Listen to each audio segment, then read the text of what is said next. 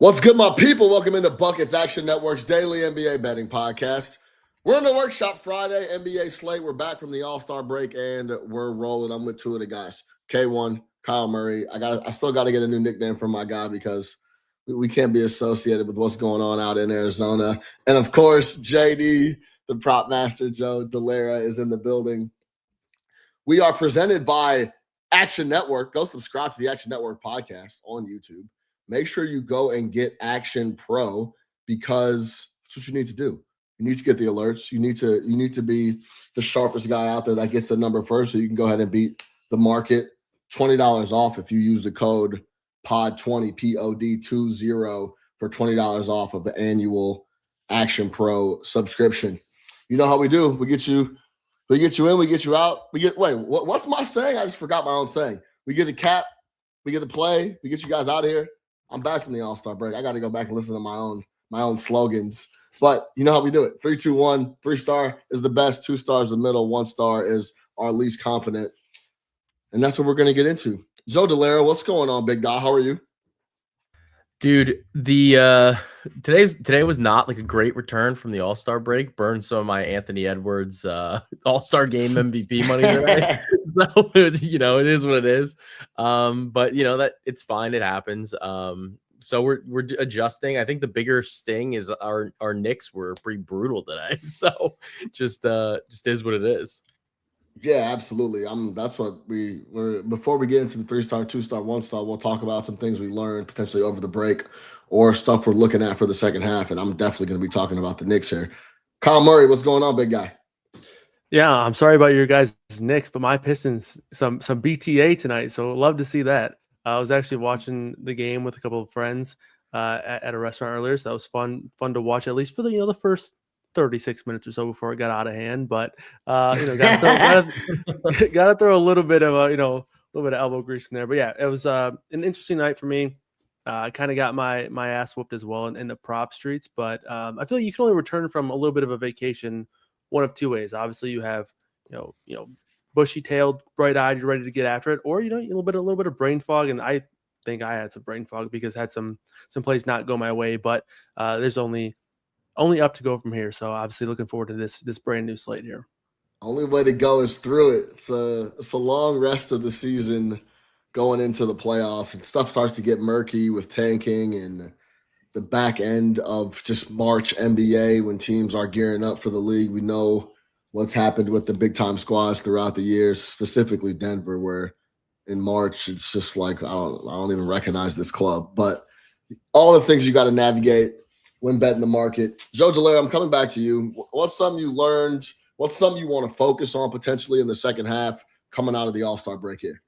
Yeah, I mean, I think the biggest thing is there was all the news today about, how next year they're going to try to implement all these tanking rules and what they're going to do to these teams. And the Indiana Pacers are like, we don't give a shit. Like, we are going to just keep losing. And, I think it is interesting because we were talking right before we hopped on about how, Adam Silver, the league, they're talking about all this, what they're going to do about tanking. How are they going to address it? I'll tell you what, like fines. Nobody gives a shit about fines. And you were saying, Sean, it's not David Stern's NBA anymore. Like this stuff is kind of just it's harder for them to kind of police right now. So I don't know, but I do think that we're going to see a pretty significant tank off for the rest of the season. Yes, and the more you watch college ball, the more it seems imperative that you do so, because I'm not a big college hooper watcher at all. I'm a pro level across the board. A big part of that is because I have a hard time betting college sports, and some of the shit I see in college sports, you just don't see it anywhere else. So I can't get my Benjamin Franklins behind it. So I don't watch it as much as I watch the pros, but there are some tough dudes coming out. And when you got that much talent and you got some potentially franchise changing guys, I guess you do just have to eat whatever penalty is potentially coming out and try to pick up an AJ DeBenza or whoever else you think is one of the better guys on the board and try to change the franchise. Because, like, let's not get this shit twisted. If you go back and look through all the big-time guys that have come out that have gone to franchises, they made sure they were in a position to potentially get them. The Spurs were no different. Like, they made sure they were in the running to land a ball for Victor Wembanyama. It's been like that for quite some time. So how do you fix it is always the hot topic. We shall find out what the NBA does. And Adam Silver came out and talked about, next year there's going to be some rule changes. So as soon as my Chicago Bulls started to understand that you have to tank, they're going to change the rules. So, they had a good 7-year window where they actually could have got it done, but that's a whole other story, and I don't want to talk about the Chicago Bulls. K1, any thoughts on the second half, the tanking, and what Joe said, and then anything you're looking for the second half of the NBA season going into the playoffs?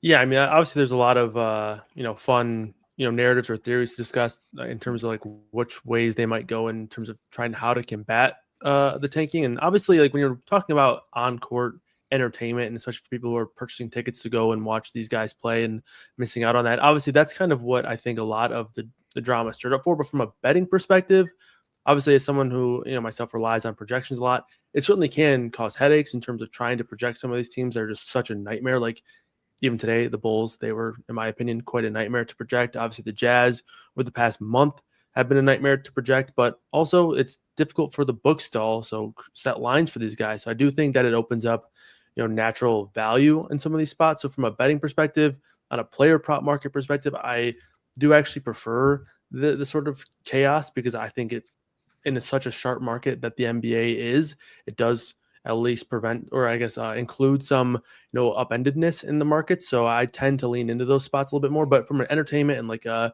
obviously we hear all the sort of casual viewers complaining about the competitiveness throughout the regular season. Totally understand it.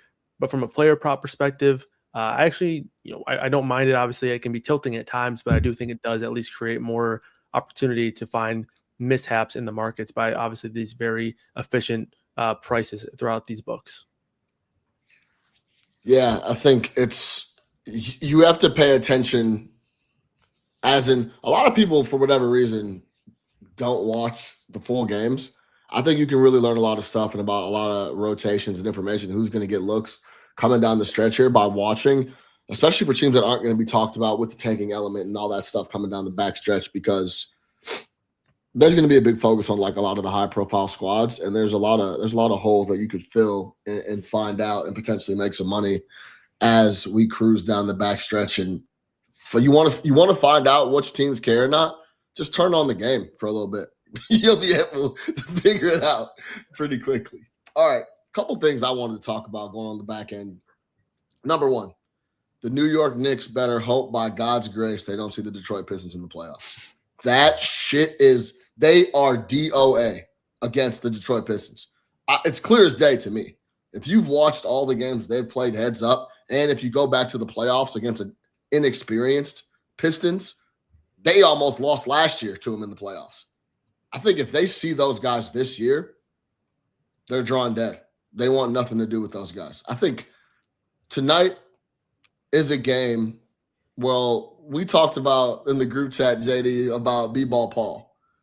But like coming into tonight with no Stu, no Jalen Duren, like that should be a game where Karl-Anthony Towns just goes ballistic. Yeah. In multiple different ways. It impacts the game tremendously.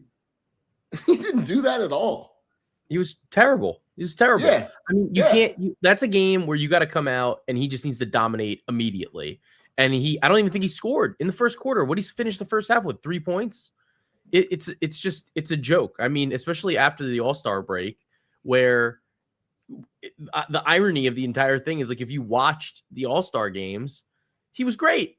It's like he got out there, he just went, he was like, I'm going to go score, like I'm going to shoot wherever I want to shoot, whatever. Just do that all the time. It'd be great. Yeah, so frustrating. Something about that matchup. Just Detroit played harder in the fourth down the stretch, even when it seemed like they were playing with desperation, like they were the team down double digits coming down the stretch. Yeah. I think Karis LeVert still doesn't get enough love offensively for what he brings. I think the team has all the juice. We don't even have to talk about Cade Cunningham. He was going absolutely ballistic. Yeah. And he's now done that a handful of times in the Garden. Like, it's pretty clear he loves to go there and try to kill the Knicks. And he did just that tonight. I am hoping we get in a situation. Let me be clear. I'm a Knicks guy. I love the Knicks. I'm rooting for the Knicks. I'm also a money guy. If I can get a fair number on the 7-game series, if they were to go heads up in the playoffs, I'm going to have to back the Detroit Pistons. I think a lot of people are going to come in late with some bullshit dollars and say, oh, it's the Knicks versus the Pistons. We've never seen the Pistons compete.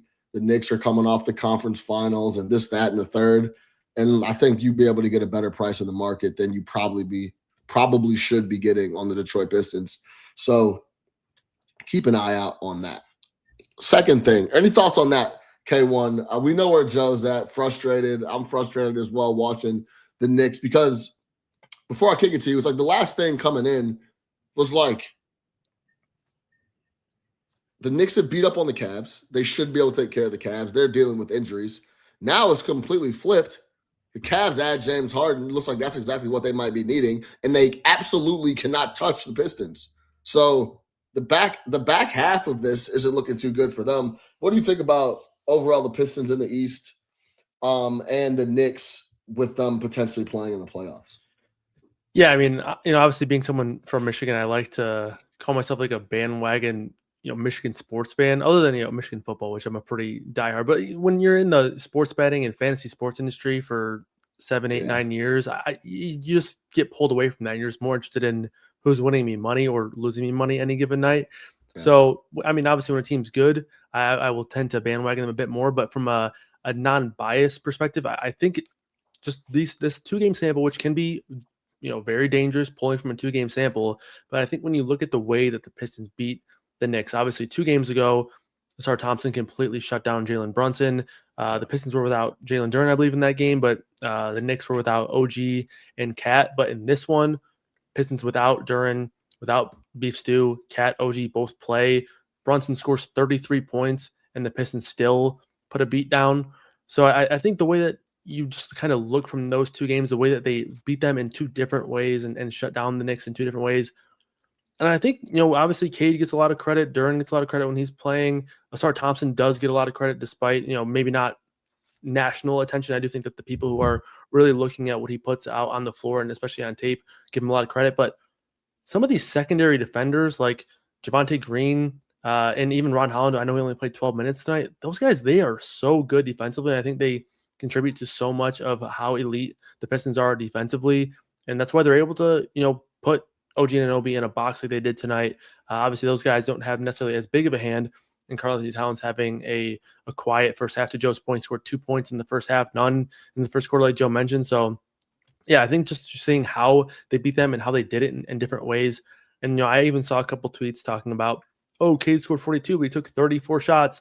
He shot 50% from the field. He only got to the line 3 times. Like when you see guys go out and score 40-plus points, a lot of times you're going to see 10, 11, 12 free throws. And, Cade did that with 3. So I think the way that they just get things done is so efficient and so, impressive that they can do it in different ways. So, I would certainly – and also I think the narrative of the Pistons, they're a scrappy team. They have a lot of intensity. They want to see the Knicks. They want their revenge. I think that also plays into the fact that if I was a Knicks fan, I would be afraid to see the Pistons currently. Yeah, and it's clear with how they play them. Yeah. On a possession-to-possession basis. It's fucking clear they want to beat those dudes' heads in, and they show up, and the guy who fades away for the Knicks is Cat. Like, that's not – like, that style he's not interested in.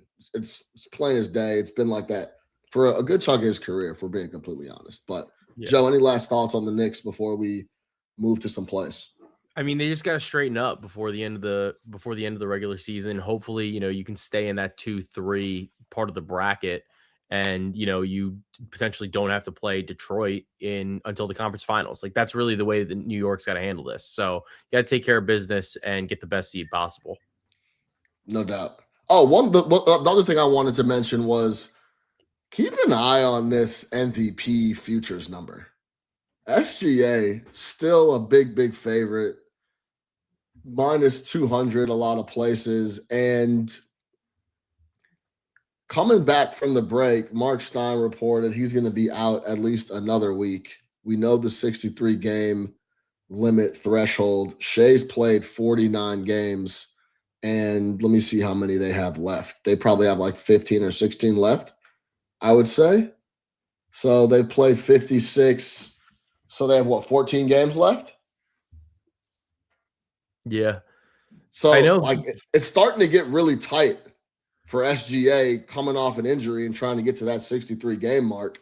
And I don't know if it's just a foregone conclusion that the ankle is going to be good enough where he's going to be able to get on the floor, but super tight when you've only played 49. You got to get to 63, and we're starting to run out of games here. Yeah, I mean, I think the concern is mainly that even if he's got to get to, it's 65 he's got to get to, but 65, yeah.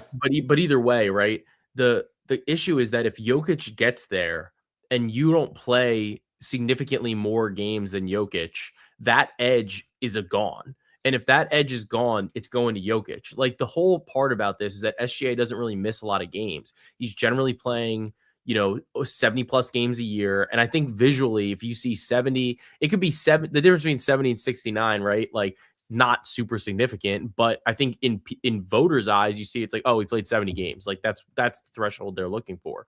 So like to me, if Jokic and Shea are both in this like the 60s and they're both eligible, it's not it's not really a huge swing at all. And especially the way Oklahoma City's kind of faltered a little bit lately. They don't have the best record in the league anymore. I do have some concerns with SGA being the MVP.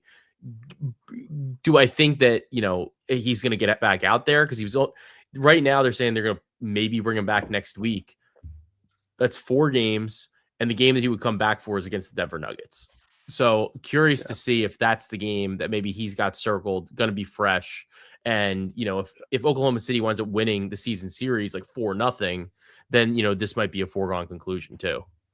I think it's a really good point. The record. I mean, I wish I remembered who exactly it was, but in our Buckets channel Slack, somebody mentioned maybe in like December, when I think the Thunder first started to kind of spiral a bit, the Pistons as a chase down outright bet for best record in the NBA. And we've seen at times, at least a couple of times throughout the course of the last 10, 15 years, where if it's a tiebreaker, we see that go to best record. And Cade Cunningham right there in the 3 spot, 8-1 for MVP. I think he's also in consideration if SGA struggles to get there or doesn't get there firmly. Yeah, so keep an eye on that. My bad. Now, of course, they don't have 16 games left. They have 26 games left. Yeah. Due to the Thunder, SGA has played 49, and he's still out coming down the stretch here. So keep an eye on that. As that price starts to fluctuate, Cade, the way he's playing, it looks like they're going to be the number 1 team in the East. You can get Cade at 8.5-1, 9-1 in some spots. I think it's a lot tighter than what the market is saying, especially if we have a setback or something happens with SGA where he just gets to 65. You know what I mean? Yeah. Just like Joe said. So keep an eye on that for the second half and watch the MVP price market and the awards overall. I think could get pretty interesting here coming down the stretch. All right, let's get into it. 3-star, 2-star, 1-star. Joe Dellera, give me a 3-star play for the Friday NBA slate. So I'm going to be grabbing Chet Holmgren under 18.5 points. I like the spot here against the Brooklyn Nets. I think that, number one, this line is just not one that Chet really even hits just generally this season. He's only hit this in 19 of 49 games. So that means he's gone under in 30 games so far this season, 30 out of 49. So it's averaging 17.4 points per game. And honestly, even without Shea and Jalen Williams, he doesn't see like a super notable uptick in his usage. The usage kind of goes around for the rest of the guys, as opposed to Chet. He's not somebody that's really demanding the ball in a lot of these instances. So to me, I think it's a great opportunity here to bet an under for Chet out of the All-Star break. Maybe, and it's also a game that they should win easily. This is against a Brooklyn team on a back-to-back, and the Oklahoma City is like 16.5 point favorites. So you could easily see this game getting wildly out of hand and Chet just basically sitting in the second half of this game. So I like the under 18.5 points. Yeah, it's hard to argue that. Nets on a back-to-back, and they have to play the Thunder, who going into the All-Star break had a really bad loss. to Milwaukee as they went into the break. I could see them coming out, being fired up, ready to go, and keeping this game right around that almost 20-point number in the market. And for what it's worth, too, I mean, Claxton sat out today. I don't know if he's going to play tomorrow, but if he does play, Claxton's probably about as good of a matchup as you're going to get, like defensively, to throw at Chet for this Brooklyn team too. So I don't mind it either. Yeah, that's a good point. Good to have the injury report as well. Not yet submitted, of course, because the Brooklyn Nets played on Thursday and they're on that back-to-back, but still no SGA, as we just talked about, no AJ Mitchell, no Jalen Williams as well. So keep an eye on the injury report, but this should be able to take care of business here. And Chet's not the guy that is going to get the extra volume if that is the case. K1, what do you think? What are your projections saying? Yeah, I mean, Joe, we're talking about this a little bit before we went live, and I think, a lot of the reasons why, you might like the OKC guys who are, staying around in that starting lineup with no SGA, the benefit of them really still kind of fades away because you have back-end guys like Aaron Wiggins, even Jared McCain around now. So like these guys are coming and taking usage as well, and 16.5-point spread in this game still reflecting a pretty significant blowout opportunity.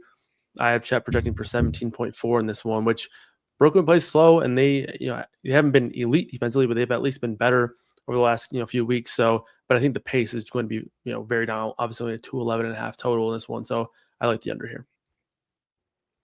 All right, K1, I'm going to stay with you. Give me your 3-star play for the Friday NBA slate. Yeah, I'm also going to an under on a points play. I'm taking the under 15.5 points for Max Christie. Tough matchup here against the Minnesota Timberwolves, who play at a top 5 defensive rate, 4th in defensive efficiency. They do play fast, so you might see some uptick in terms of potential opportunities of possessions, but some blowout risk here as well. 12.5-point spread with Minnesota favored. Dallas, no Cooper Flag, which will allow Christie to see some additional usage in shots. He does have about a 19.5% usage rate in the 4 games without Cooper Flag, but he's also had a lot of really efficient shooting performances, and in the 4 games with no Flag, he's gotten to the line 5+ times in 2 of those 4 games. I just don't see him as a player who's going to consistently get to the free throw line. Obviously, he's more of a catch and shoot type player. They still have guys who can be more on ball usage heavy players, and I do think some of those guys could also see an uptick in minutes coming out of the break. So in terms of a minutes projection, about 32 minutes for Max Christie, and in that time 13.6 points in my model. So I like the under on Christie here. If you like the under on Max Christie, I don't know who's going to score for Dallas. I don't know how they're going to score any points. My 1-star, and I'll just jump ahead really quick because it's not going to be a long cap. I do like Najee Marshall over 18.5 points at minus. I think I saw 107 in the market. I think he's just going to get a lot of the volume with Cooper Flag being out, and I love that. If K1 likes Max Christie under 15.5, I think just on pure volume, Najee should have a good opportunity to hit 20+ points. But yeah, if he's not going to score, they're going to have a hard time keeping up with Minnesota. That 12.5-point number might be a little too short. I'm looking to see where that number goes come the morning as we record this on Thursday at 11:35 Eastern. That total is at 236.5. That seems heavy with the offense, and I think Dallas is going to show up with. So yeah, that's interesting because I like Najee to score at least 20, just because there's just no other real options for Dallas. So we'll see how that shakes there. Joe, any thoughts on Dallas? No Cooper Flag, Max Christie under 15.5 points. Yeah, I mean, I think it's obviously tough sledding for Dallas, but at the same time, Max hasn't totally seen like a ton of the usage like consistently. It's a little bit like up and down, and even when he has gone over this line, a lot of it is like on really efficient shooting, which against Minnesota I think is a little bit tougher to do. So I do like this under for him. And last time they played, he had 9 points. He was 1 of 8 from the floor. He got to the free throw line 8 times, and that was only a few weeks ago. They won 118-105. So, yeah, it's a tough matchup for Dallas. That 236 total seems heavy to me. I'm gonna dig in a little bit there after we get off of the Buckets podcast. But my 3-star play is going to be the Pelicans minus 3.5, minus 110. I think the Milwaukee Bucks are completely getting a little bit too much love of how they play. They won 5 of 6 going into the break. I think it's complete nonsense. I think it's nothing to look into. No Giannis still, no Miles Turner. And over the last 10 games, New Orleans has played towards the top half of the league defensively. Have been pretty good. And I think they've got a little bit of juice going coming out of the break. I think of all the teams that have had a rough start to the season and don't have as much direction, or they're trying to tank, or how they it's pretty clear that they're not going to try to win games. I think New Orleans has a little bit of an in-between spot where they're still trying to get a little motion with Zion and some of those other guys. Trey Murphy III still going to be out. I think offensively, Milwaukee's not going to have enough to keep up. I like that 4 of the 5 with Trey Murphy being out for New Orleans offensively against Milwaukee, who's an absolute – I don't know what's going on in Milwaukee. I don't know what's happening with all this stuff Giannis is saying. I think it's all bullshit, but does the franchise – I don't know how they're going to approach, but I just think with the guys on the floor, they're not going to have enough offensively, and I think 3.5 is too short. I think the number closes north of -4 for New Orleans, so I'll jump on the 3.5. I think defensively they'll be able to slow. No, I'm not worried about even my guy Porter Jr., who's been playing pretty well for Milwaukee. I just don't think they have enough offense. I'm not worried about Kuz, and I'm definitely not worried about them going out there and trying to continue to play as well as they played going into the break. So I like the Pelicans. I like the 3.5, and I think them being more than a full possession favorite coming out of the break with how Milwaukee looked is while missing Trey Murphy III is a little bit of a signal for me. I like the Pels to take care of business here. Go ahead, Jay. D, any thoughts? Yeah, I was actually looking at Zion a little bit in this game. You know, actually, when he starts this game, I mean, it doesn't seem like he's going to miss. He'll have played 31 consecutive games, which is as more games than he played all of last season. So it's great to see him healthy. It's good to see him on the floor. Hopefully, it's like a sign of better things to come, you know, moving forward for him. He's one of the most exciting players in the league when he's on the floor. So I think it is like a milestone moment for him. Something at least the Pelicans can kind of take in what's been a pretty lousy season overall. Yeah, and I think that's how they feel coming down the stretch and finishing the year. Like, let's continue to play Zion, continue to build off a little bit of this momentum that we've created, and then get to the offseason and see what we can do and what direction we're going to go. They don't feel like the full tank like a lot of these other teams. Yeah, and for what it's worth too, like DeJounte Murray is apparently going to come back like next week. So I think that's something too, that there's probably going to be some guard play where guys are maybe trying to figure out like, hey, like I got to play a little bit harder. I got to do something to make sure that I stay in this rotation. So I think that they're going to be playing pretty hard, given the fact that DeJounte's coming back and some of these young guys might get sent to the bench a little bit more. Yeah, I agree wholeheartedly. That's why I'm backing on New Orleans here coming out of the break. Murray, any thoughts on the Pels? Yeah, I like this one. I make them 5.5 point favorites in this one. I do agree with you. I think this number could potentially move. Obviously, you know, when you're talking about injury report advantage, you know, even though Trey Murphy is going to miss this game again, you still got to give the advantage to the Bucks or to the Pelicans against the Bucks with no Miles Turner, no Giannis in this one. So yeah, I like this spot. Yeah. All right. 2-star play. Joe Dellera. Lay it on me, digged out.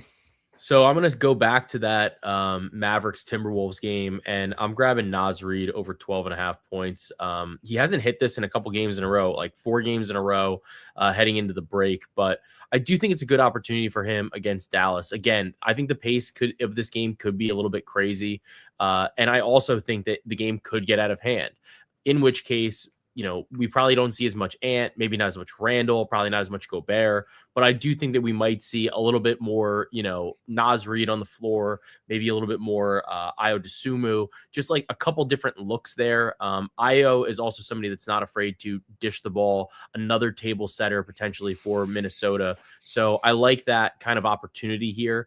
It's been a little bit, I think, like awkward for like a little bit of an awkward fit so far this season. He's gone under in all 3 games with Io so far that he's played, 8, 7, and 11. But some of those were really all like kind of blowout games that didn't matter as much, especially leading into the break. It's tough to kind of have that like locked in type of feeling. So I think coming out of the break, for me, I like the spot for Naz Reid against Dallas Mavericks, who have also, not been particularly strong defensively, and haven't been great to like this style of center. Yeah, I mean, when you talk about pace, both teams are top 6 over the last 10 games coming into the break, and Dallas is the classic squad that's playing at a breakneck pace and turning the ball over like crazy. So it's not like go ahead.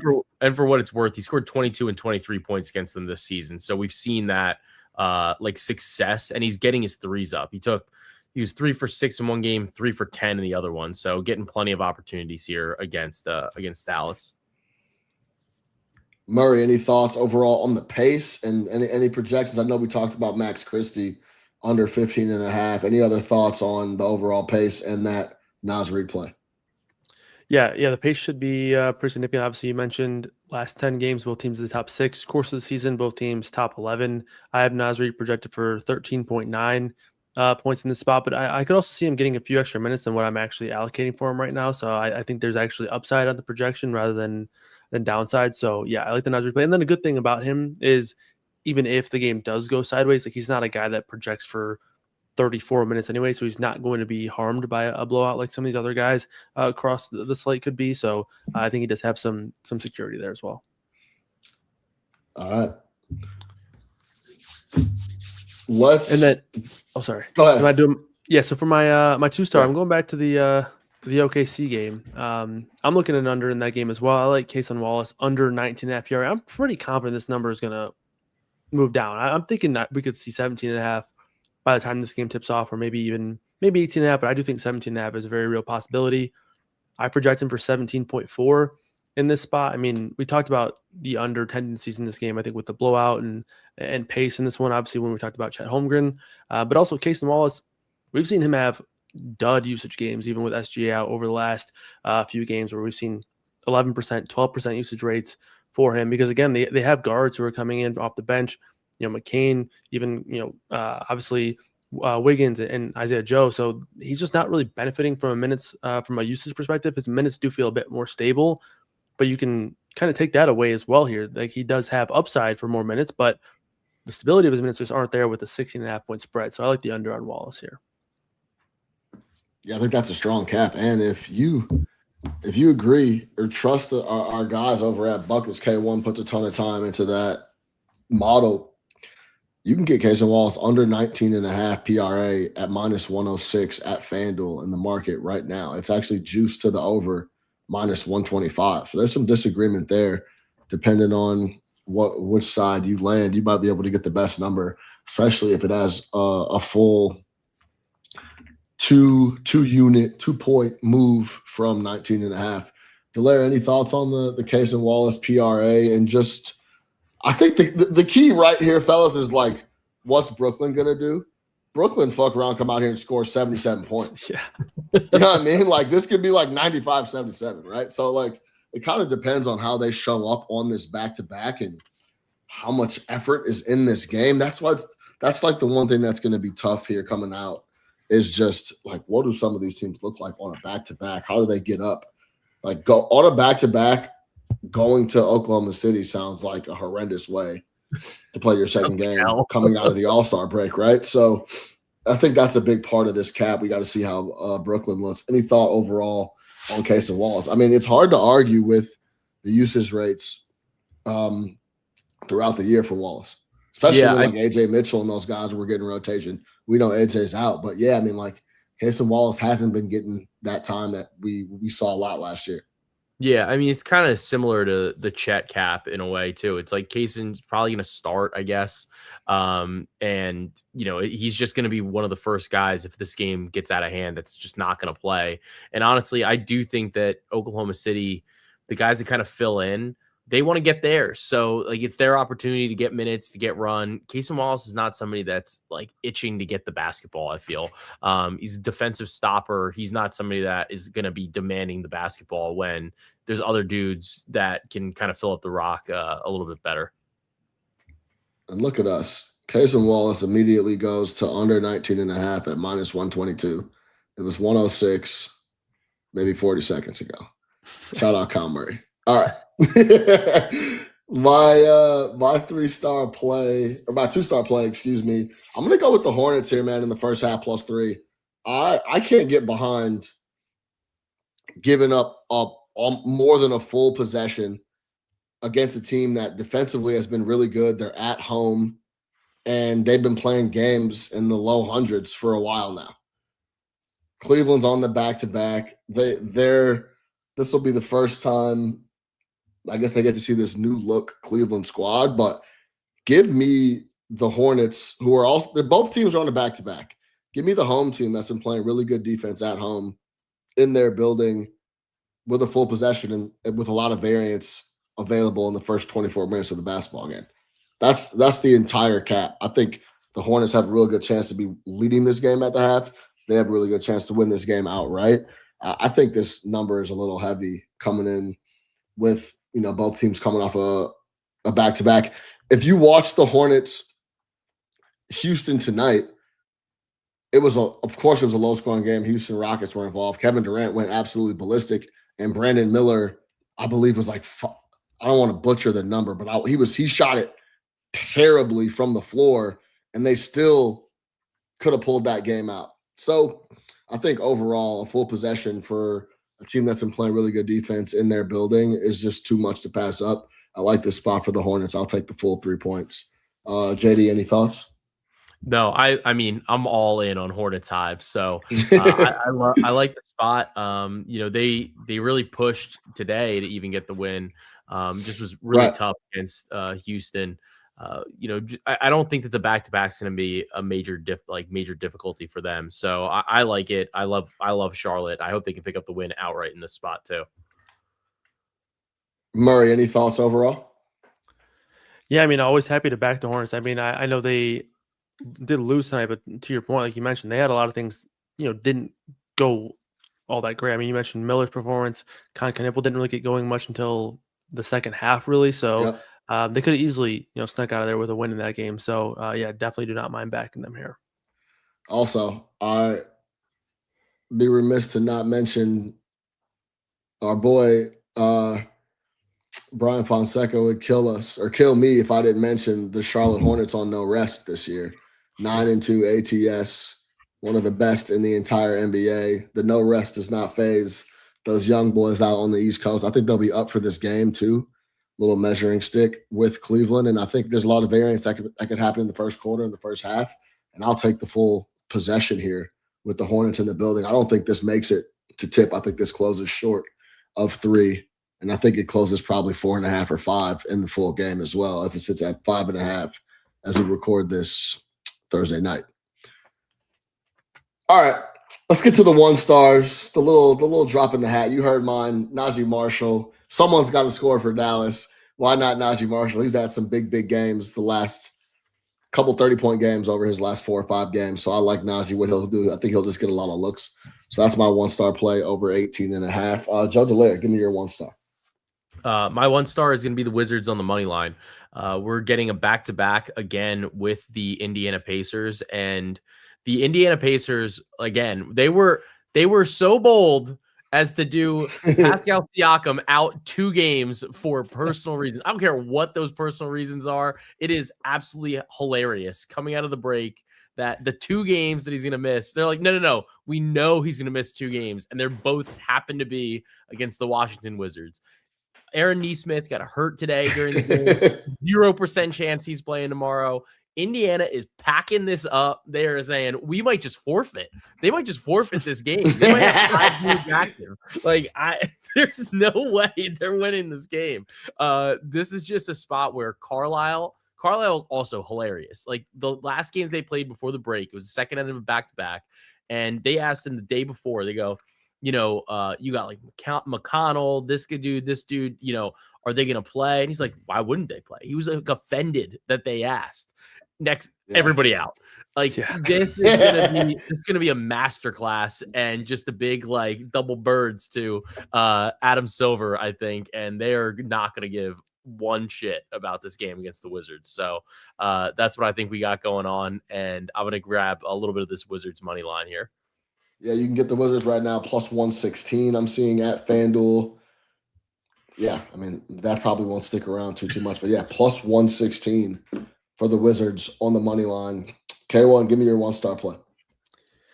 Yeah, I'm taking Rudy Gobert over 10.5 points here. I actually had a few Minnesota overs potentially popping in this spot. I ultimately settled on Gobert just because of matchup. Obviously, we talked about the pace quite a bit, but this is also a really good spot for Gobert, who obviously he's not scoring if it's not in the paint, and no team allows more points than the Dallas Mavericks inside the paint. So Rudy Gobert popping about 12.2, 12.3 point projection for me. So I will take the over on 10.5 points here. Yeah, I love that. If we're going to run the floor at a breakneck pace and you're going to turn it over, Gobert will 100% go out there and get easy buckets if I just have to run the floor.